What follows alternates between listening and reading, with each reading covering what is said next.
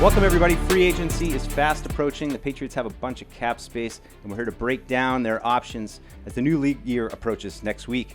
And guys, I guess the word coming out of the combine was the Patriots want to address the trenches on both sides of the ball. I think we can all agree that's a pretty good place to start. Let's begin with the offensive line. Ronnie Stanley, kind of the big piece. And Paul, you and I have talked plenty about Ronnie Stanley. I'm not even sure by the time this video comes out that Ronnie Stanley won't be back with the Ravens, but right now he's the biggest piece of that I would class. love Ronnie Stanley. I think he's been a quality left tackle in this league for a while. He had some injury issues, so he doesn't come, without any concerns at all. But he's coming off a season that he was able to post 17 games, one of his better years in recent times. Going to cost you a lot of money. I would be all for it. Yeah. I think that would sort of, you'd be able to plug in a guy who can play the left tackle spot at a high level. It's exactly what they need. Yeah, 31 years old, Evan. Maybe Cam Robinson, who has some experience with Doug Marrone, a little bit younger. He also played all 17 games last year. Yeah. Maybe he's a fallback option. Yeah, if we take the wild card round against the Rams out of his games last year, you feel a little bit better about Cam Robinson. And he's not perfect. I do think that he has some of those games here or there where he does seem overmatched, but he's a player that has held down that position for a long time in this league. And there wouldn't be any questions come July, August, when we get into training camp, who's the Patriots starting left tackle? It would be pretty clear that it would be Cam Robinson, and we haven't had that luxury here the last couple of years. So even though it's probably not the Ronnie Stanley top tier type of option, Cam Robinson's a nice fallback plan. I'd throw Dan Moore Jr. in there too from Pittsburgh, sort of in the similar category, has some flaws, but a guy that it would be an okay plan B. So I would just say this, and I agree with Evan. I feel like it's important that they address at least one tackle in free agency. I think they need an NFL player, quote unquote. And I know that sounds silly. All these Paul, I don't know, all these guys in the NFL, they're not all the same. The Patriots had some guys playing the tackle position last year that I wouldn't necessarily say were considered starting caliber players around the league.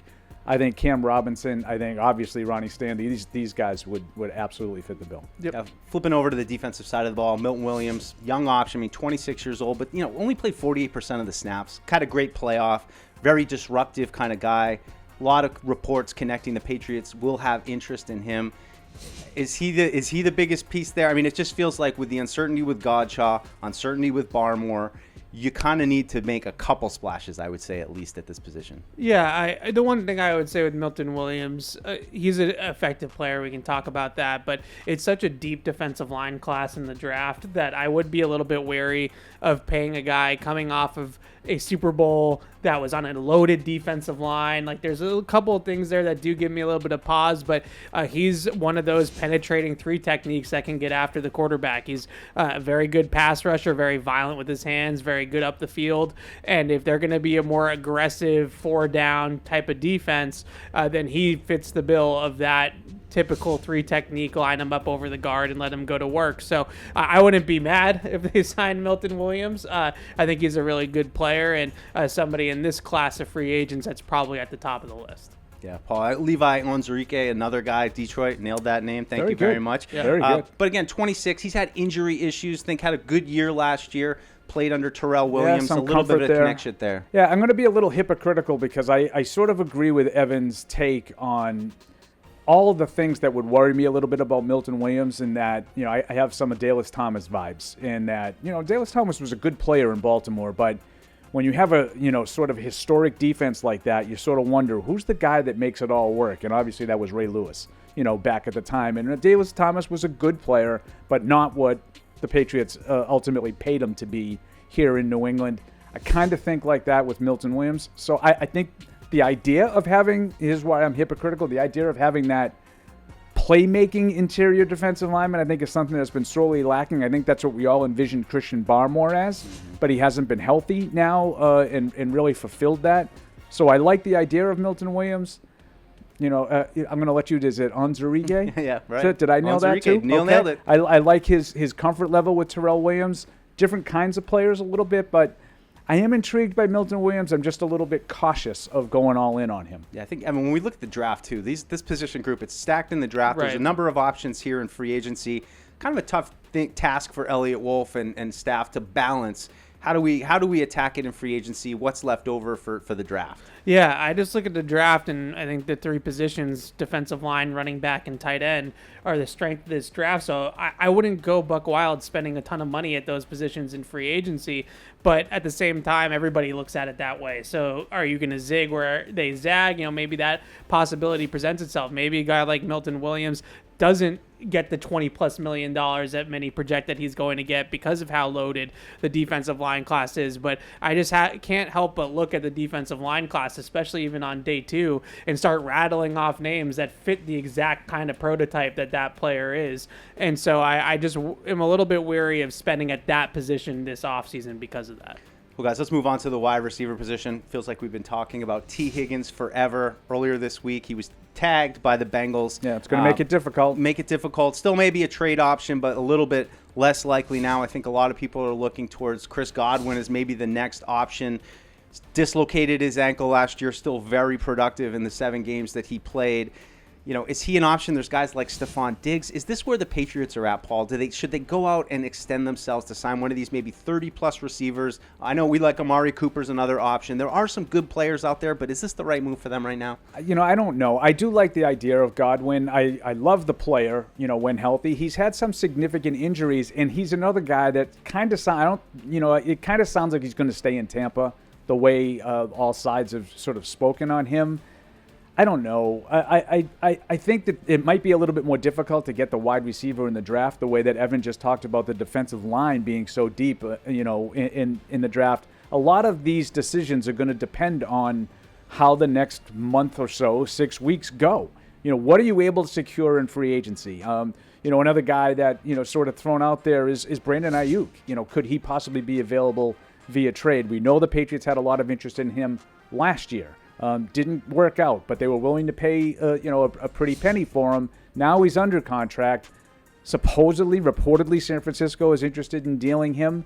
And so I think there's some options. And I think that if you're going to do it, Mike, try to hit a home run. Go, and that's what makes the T. Higgins situation so unfortunate, because I do think there was a lot of interest there. Yeah, how do you feel about this wide receiver group, Ev? It's not great. I'm not going to lie, but Chris Godwin does have a lot of appeal in my mind. Power slot, can play on the inside, can block really well. I think he's a great fit in Josh McDaniels' offense. He, to me, when healthy, is a guy that you can run the offense through. He can be that engine. Is he going to be the deep threat down the field receiver? Probably not, but maybe you get somebody like that come draft time that has a little bit more of a specialized skill set, in the middle rounds that can get down the field and create those big plays for you. So I look at Godwin. He's only 28 years old still. He's not over 30. This isn't somebody that you have to worry about age as much with.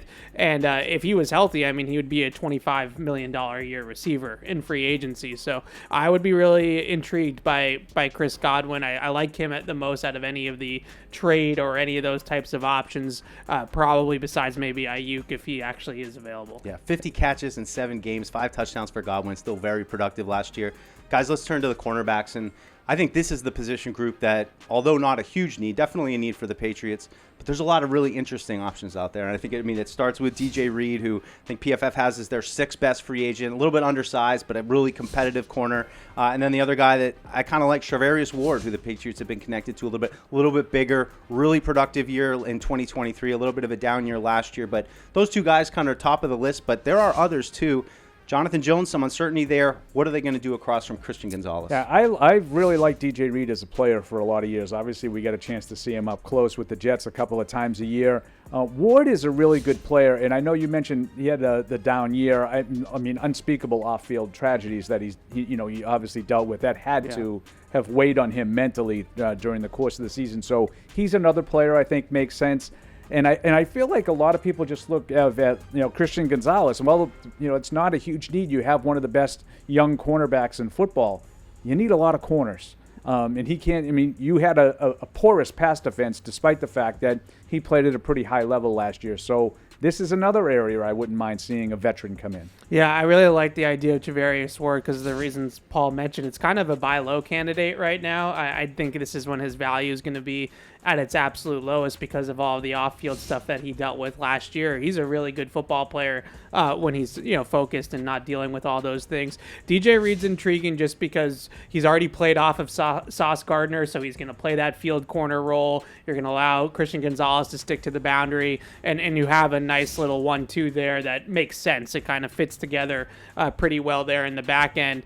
Just to pivot just slightly, though, I think one guy we should mention in the secondary is Javon Holland. Like, I just really feel like when you get to free agency, just spend money on the best players, right? Like, maybe they're not the exact position of need that you need, but with Holland, we don't know what Jabril Peppers' future holds with this organization. Kyle Duggar is coming off a down year, but most importantly, I feel like it fits better in the secondary. He's a true free safety. Yeah. Like, he can play the back end, he can patrol the deep part of the field, and then you allow a guy like Kyle Duggar, maybe a guy like Jabril Peppers to play in the box and to play in the slot and to play closer to the line of scrimmage. It felt like those two guys were redundant, and they had trouble finding, okay, who's going to play deep, who's going to play box, like who's going to play closer to the line. If you add a guy like Javon Holland, now your pieces fit together a little bit better. Devin McCourty and Kyle Duggar, instead of having two guys that are like that. Yeah, I'd throw Dre Greenlaw in that mix if we're going to throw some other position groups as a linebacker. Again, coming off almost a lost year after tearing his Achilles 2 years ago.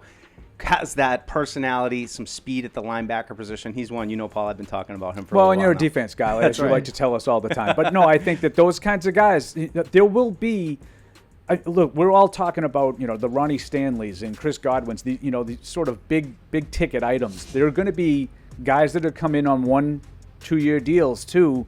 That will be very important. Think of Mike Vrabel back in 2001, guys that ended up being instrumental to the Patriots' success. Can I give you one more under the radar one before we wrap it? Left guard. I look at left guard as a spot that I just don't feel like anybody has really proven out of these recent draft classes that that's a starting left guard for 17 games in the NFL. It is a pretty good guard free agency class. I know Patrick Macari is the one that gets thrown out a lot because he's played multiple positions and can move around. Tevin Jenkins is a really good player. He's a free agent. Guy like Kevin Zeitler, who's just an experienced veteran that's been around the block, he's available as well. So I think those are three names that I would look out for too. Yeah, lots of needs, lots of cap space, lots of options to consider. Free agency gets going next week with the start of the new league year. It's sure to be a roller coaster. Be sure to stick with us all week, though. We'll have you covered up and down through free agency.